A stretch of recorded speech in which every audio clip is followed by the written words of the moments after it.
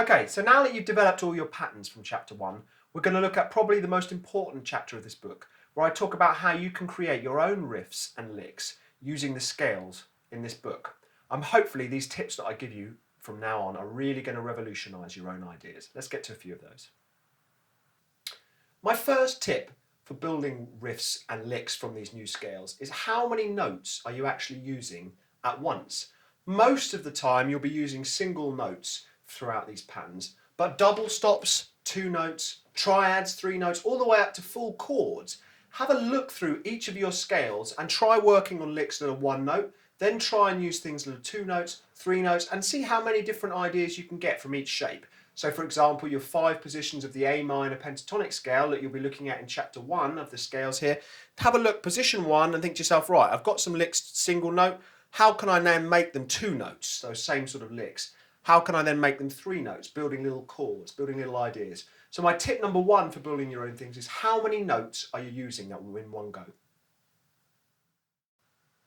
My second main tip is probably going to feel quite obvious, but is to start adding in specialist techniques when you're playing through your scales.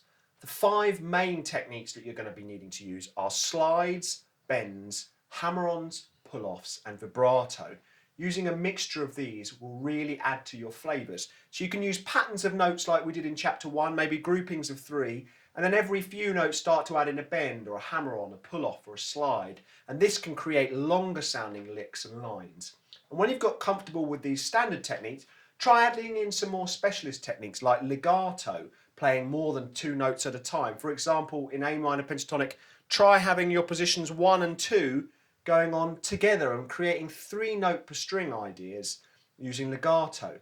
The other one that might be really fun to use is tapping. Again, try tapping the position above the one you're working on and bring it in that way. So using a combination of your specialist techniques and string skipping and all the patterns that we looked at in chapter 1 will really develop how you build your own licks and your own sounds. And my last main tip here is a series of little tips you can do for all of your soloing ideas. Tip number 1 here is keep everything you can do melodic and singable. Now, I'm not saying there are going to be times where you aren't going to want to do flashy licks that might be not so melodic and singable, but for the main chunks of your solos and the licks that you create, can you sing them back? Could you come away from the guitar and play them again later on that day? Are they memorable? My next tip is to keep your phrasing nice. Add spaces into each of your licks. Don't just hammer on like a really long sentence. Include pauses, include rests. Phrase your licks nicely. The other thing to really pay attention to is to have real rhythmic sense to your licks and groove. Don't play all the notes the same length. Don't do them all the same time, everything like that. Mix them up. Include different flavours in your sound from a rhythmic point of view. Repetition with variation. If you've got a nice lick that you really like, keep on coming back to it in your soloing, but try and just vary certain bits of the notes. So the idea is you get a hook or a theme that the listener can listen to, but you're not going to just use the same thing every single time. So repetition with variation. And the final one is to hammer on back on the point 1, is try and make it memorable. The main solos that we love to listen to, we can kind of sing back and get an idea of what we like there. So from this chapter 2, think about how many notes you're going to be playing when you're going to be soloing and creating your own riffs.